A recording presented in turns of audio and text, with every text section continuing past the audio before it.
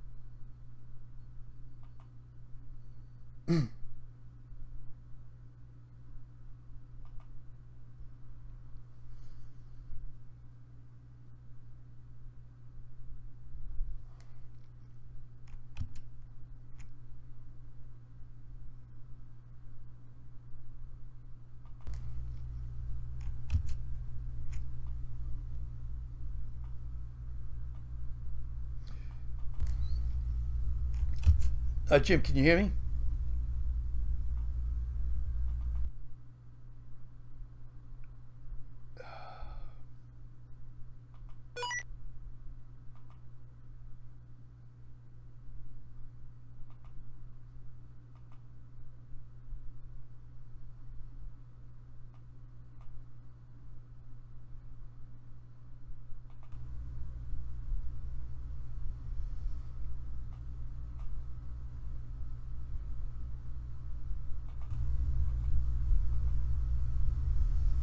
Jim, can you hear me? Because I can't hear you.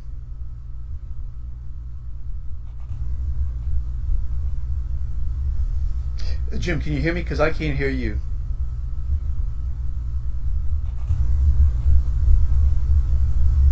All right, let's see. Jim, Is can you that hear me? better? 'Cause I can't hear How does you. that work?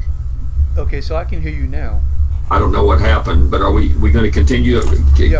All right, let's see. Jim, Is can you that hear me? better? 'Cause I can't hear How does you. that work? The point I was making Okay, so I was can that hear you now. I was singing. I don't know what happened, but are we going to continue? All right, let's see. Jim, Is that can you better? hear me? 'Cause I can't hear How does you. that The work? point I was making. Okay. Hosts called to wish my grandson. By the way, it's my grandson Asher's birthday today. He's 8 years old. Happy birthday, Asher.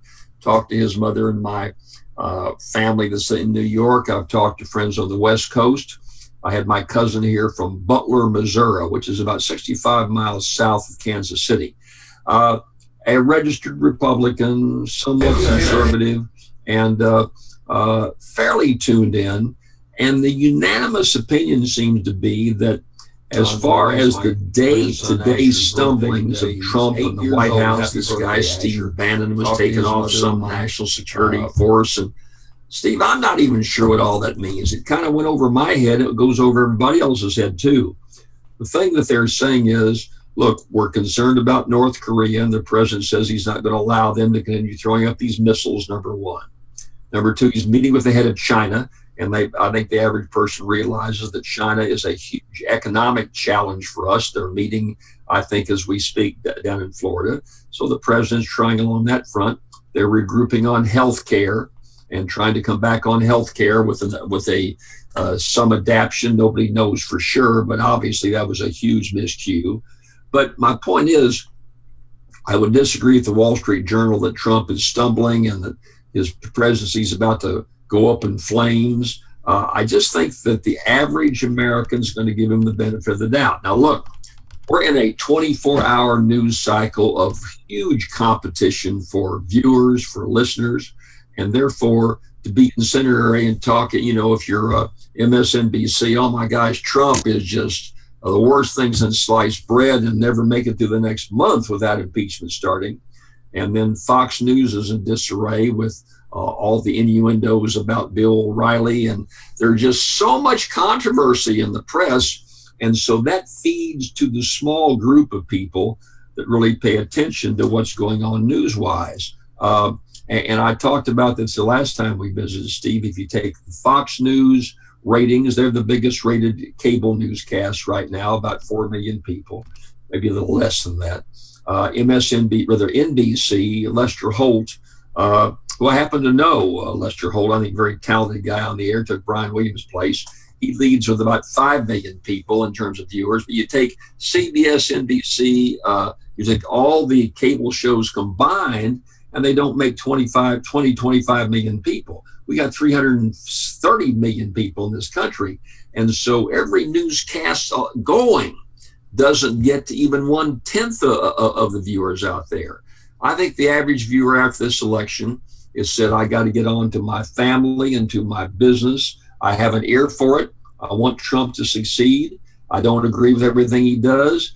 But as far as the details that this nuclear option we may want to talk about that involves the Senate, and I, at one point, had very serious interest in being U.S. Senator, and I think they should not execute the nuclear option. I think 60 votes should be there to overcome filibusters, if you understand that whole debate.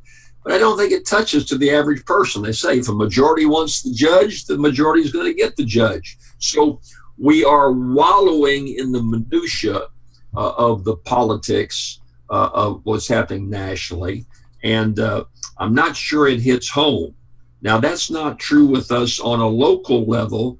There's a great deal of concern and consternation and anger and political flow in terms of what's happening in the city of New Orleans right now. Seems like Mayor Landrieu stumbles every time he turns around. And then I don't know if your listeners have looked over the papers today, but our governor was just castigated by Republican members of an oversight committee in Washington yesterday, saying he had stumbled and bumbled and really the language was just really, really tough on Governor Edwards. I think unfairly, quite frankly. I think that, you get into these massive storms and the federal government doesn't do all it's supposed to do. And they're learning as they go along and the governor's learning as they go along. I don't see any concerted effort to not help the people who've been flooded out. But Edwards got blistered in the national press. I think things like that hit more home because we've got 125,000 people in the greater Baton Rouge area have been flooded out and got no place to live. And so that really does hit home. When the crime wave hits week after week, not week after week, day after day after day, where the killings are taking place in New Orleans and the crime rate goes up, and then you've got these lackadaisical judges. I saw the judge didn't give on that young lady who got the third DWI and killed somebody who ought to be put away, back out on bond, out driving again. And so those kinds of things hit home. They hit home to viewers in Jefferson Parish and Orleans Parish and all over the states. And I just don't think the national agenda does that. Now, having said that, the national agenda is very important. Trump needs to get his act together on international affairs. This fellow Tillerson, the Secretary of State, is kind of is being portrayed in the news, at least, as a non-operative. He doesn't say much. He doesn't issue any statements. He does a little traveling. Nobody knows what he does. A number of his key aides have not been reappointed yet, and yet we've got North Korea lobbing nuclear weapons, and we've got a lot of problems in the world. Syria lobbing. Okay, so hold on. Now let me cut you off and to say that since you were talking about Syria and we were talking about Rex Tillerson, we have two comments. One, both from Dawn Bright, where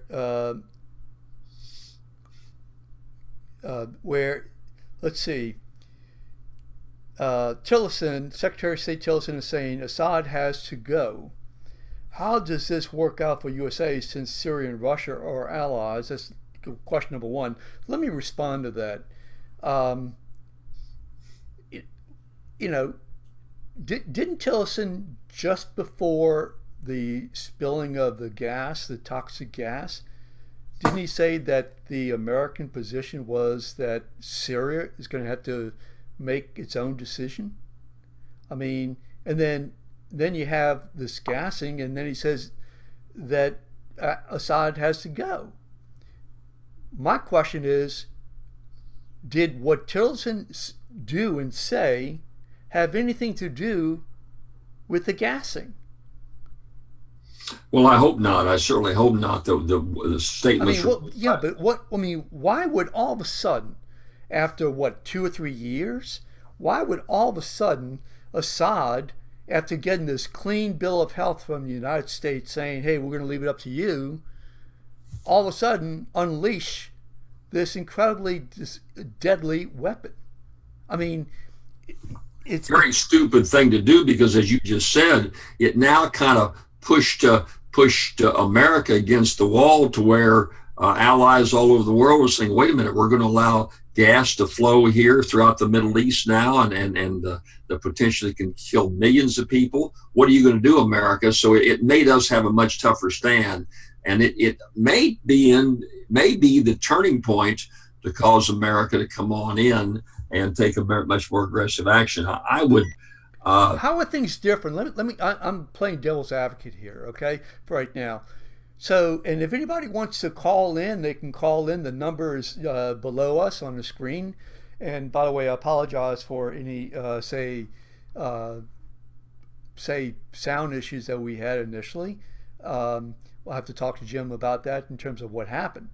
But anyway, getting back to, so, okay, let me just ask you this. Back what in was it 2013 when Obama was debating whether to go into Syria, and he opted not to, in part because the British decided they didn't want to be involved, and the Republican-controlled Congress said no. Right? That's correct. Okay. So why is it now you have more gassing going on?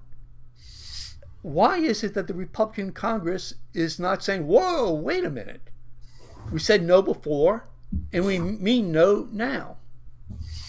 Well, of course, the gassing just took place a couple of days ago, I have heard some opposition, but it's a question of the the answer is, Steve. Obama said we're going to draw a line in the sand and we're not going to cross that line, or if we're pushed into it, we'll cross the line under Syria. And of course, Syrians crossed the line. We didn't do anything. So right now, the scenario is for Republicans, Democrats alike, to stop the gassing, you pretty much need to bring in a wholesale effort of American troops and go into Syria.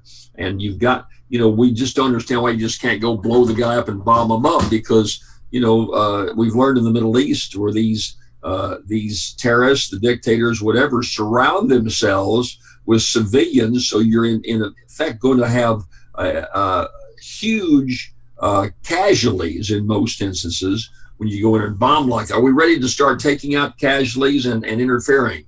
Yes, we can't allow it to happen, but just what do you do? And there's no consensus of that right now. There's no consensus to Republicans or Democrats alike. And I think Trump wants to get tough, but he's just not sure what to do. Does he want to start a chain reaction of the domino effect to where we wipe out hundreds or even thousands of innocent civilians while we're trying to take this guy out? How far do we go? Or do we do a General Schwarzkopf situation and start bringing in, 200,000 troops on the line, not knowing what the Russians are going to do? I'm not sure what I'd do if I were president. I don't know what to do. Okay, and that's fair enough. I mean, by the way, it's posted on your Facebook page. So Yes. I don't know if you shared it or not, but I'm sure that your friends would like to participate, maybe ask questions. So if you can go share it.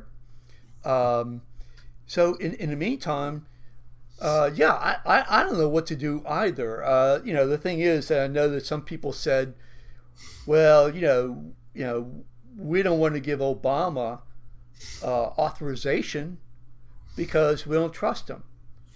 But Obama had, at the time, 5 years experience in foreign policy and military. Trump has none, except for the situation in Yemen. Why would anybody use that same argument? It's plus you have a situation, if I might, and that is that he already uh, raised the issue, I should say, rattled the saber on North Korea.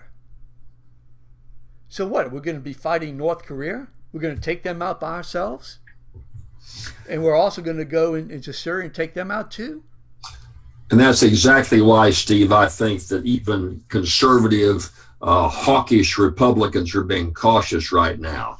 They want to respond. They want to get rid of the guy. Assad's got to go. They want to wipe out the chemical weapons. They feel like Kim Jong-un needs to go. They need to wipe out the nuclear weapon threats. But do you do it in a way that's going to create a massive amount of chaos? And we saw that with, we went in for a short time supposedly in Iraq, and we're still there. In Afghanistan, we're still there. And how many wars do we fight all over the world? And what does it do to the resources of this country? And so are the American people willing to jump full in, feet first, jump full in?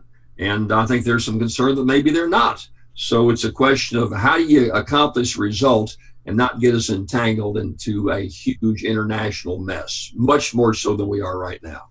Okay, now if anybody, like I said, anybody has a telephone, want to join us, telephone number is there at the bottom of the screen with a meeting ID. You just have to plug that in. Yesterday, the other day, I should say, that we had Mr. Nunez, I believe, from St. Bernard, who joined us, and I thought he made some really terrific remarks. So let's any other comments that you want to make regarding, say, Syria?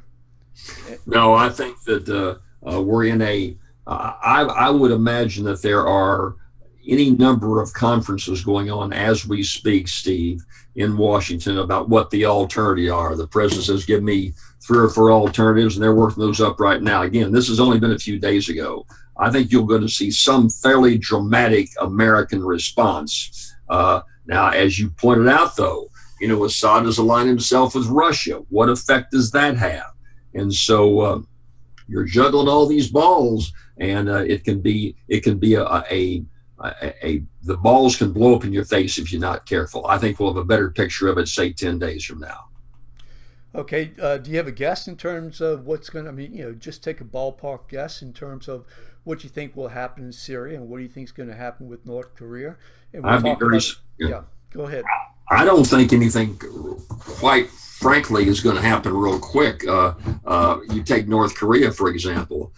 First of all, for everything I've read, it's very hard just to pinpoint those nuclear facilities. And then you've got the threat of, if we go in, we're going to have to be sure we take out everything surrounding North Korea, because 30 miles away, they've loaded weapons on the border of South Korea, our ally that we have contracted to support. And so does that bring us into a huge ground war in North Korea? So, we want to get rid of the weapons. We want to, I think that might be tickled death if someone would go ahead and knock off the dictator, just like he apparently knocked off his brother. But we've tried that with Castro for 50 years and nothing's worked along that line. Okay, so what I'm going to do is this. I'm going to look at some of the posts on Facebook and Twitter. There's one from my Louisiana Politics group that said Assad is using chemical weapons against his own people again, but the chemical weapons were removed by Obama, obviously being tongue-in-cheek, facetious, and sarcastic. Person saying that is a very, very staunch conservative Republican, a Barber. So you're. I mean, what do you think? I mean, is it time to beat up Obama? Well, of course, Trump does that daily. We've seen daily. He blames everything on Obama. I'm not sure that the American conscience will rally in support of American intervention on 60 or 70 casualties. America killed 100 and some odd casualties in a hospital by accident here a few months ago. And so 60 doesn't hit home. All of a sudden you get 1,000 people killed in one of these raids, and that hits a lot more home.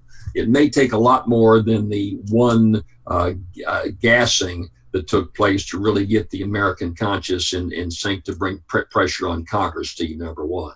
I think, again, in the South or the North Korea situation, from what I read, America is very confident it can blow out of the air any missile launched from North Korea. That's being monitored continually. I saw a special on, I think, Dateline the other night where there's about 50 Americans in a bunker right on the South North Carolina border, monitoring every little movement of anything that may take off and are in a position to knock them out of the air. So when we have that capability, I think we're going to talk tough.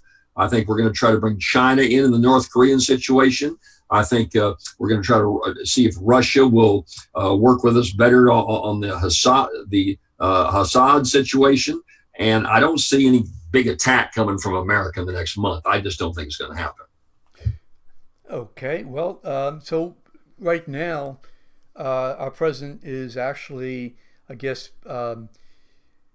breaking bread or chopped or egg rolls or whatever with the president of China.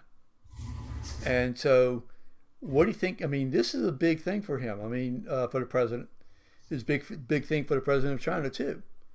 And it's interesting. The president of China did come to America, so it's not like they're being smug and gloating. They've got some huge economic problems over there, and so the whole currency issues, the whole flow of cyber war is going to take a front burner issue that affects China just as it does as much America. I think that, and so that's where one of the key cards that Trump's going to play is, hey, we want to work with you, China, in a number of ways. What are you going to do about North Korea? You're in the best position to keep them under thumb. What are you going to do with North Korea? So that's an opening along that line. And again, China has got a lot of economic problems right now. So maybe there's a middle ground there for the president to work on and move forward on. So, and then of course, he's supposed to have this very close relationship with Putin. We've heard so much for weeks and months back going to the campaign. Again, that's the best way of getting something done in Syria. So working with these two superpowers could be our best way out if Trump is a smooth negotiator, can bring him around. That's why I think the next few weeks are critical. We're not going to see any shoot from the hip situation without Trump trying to build a consensus. I don't know. You're raising a good point. I really don't know. I don't know if Donald Trump has it within his psyche to not shoot from the hip. I mean, he, as far as I'm concerned, he accused Susan Rice of committing a crime, yet he can produce any information, any documents to show that that what he's saying is true. Syria, and what does he do? He blames Obama. Okay, I mean, here's the thing. You've got to build coalitions, and that means coalitions with Germany, with England, with France, Mexico, Australia, China, Russia, and I mean, you name it. But Steve, I don't know. I don't know if he has within himself to be able to hone his comments in, and to be able to actually go ahead and to actually be a diplomat. Go ahead. But aren't his comments more directed towards the Susan Rices of the world, the Barack Obamas, some of the people in his own party? He has, there's been lots of talk within a lot of his people involving North Korea and Russia and Putin, but really he's not, outside of saying, we're not going to stand for those nuclear weapons, we're going to make some action. I've not heard him get very personal on the leader of North Korea or on Russia, or even in Syria. He doesn't really get into the personalities like he does in the domestic situation, where he beats up on his opponents and even those who disagree with him locally. So he's not really done that on a national level, with some exceptions. So there are exceptions. I mean, like for example, I think Germany. I think that certainly didn't go very well. I mean, what did he do? He didn't shake her hand when she said, you want to shake hands. I mean, these are little things that just really build up. And you're right, you didn't say anything negative about Putin because of his love fest with Putin. Here's a question, and then I want to talk about one or two other things. And Dawn Bright again says, "So we get a side out. Then what? The Muslim Brotherhood takes over, just like in Libya and Egypt." That's the problem. Can we go ahead and if we do go in there and bomb, what are the consequences? And that may be a reason why Russia will say, let's make the guy impotent. Let's go ahead and make him retreat back to his castle or his bunker, but let's don't get rid of him right away because what are the alternatives? And that's why you're right. There's the Republican hawks aren't saying a whole heck of a lot because they don't really have an answer. They don't have a solution. Yeah, it's really so therefore they're playing it. They're playing the hand that's dealt them. It's not a great hand, and they're playing a little slow to time. right. Okay, Jim. Listen, thank you so much. I know that it's getting around dinner time, and I think everybody's hungry. And I just want to say this that number one, this is being shown right now on Bayou Buzz, our website. Secondly, we're streaming this live on YouTube, and we're streaming this live on LinkedIn. I was hoping to stream it live on Twitter, but for some reason that didn't work. So next time we do it, we'll have all the kinks out. Do you have any idea what happened to the audio by chance? You turned something on and all of a sudden worked or what? I just don't know. We're glad Okay. we got it fixed. Okay.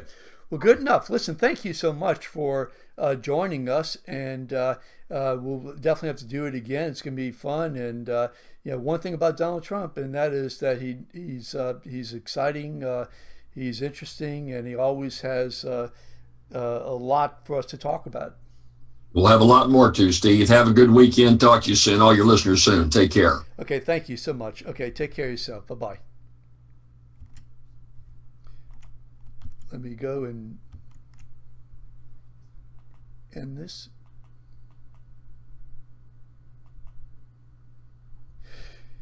Sorry, I have no idea what happened. No idea what happened.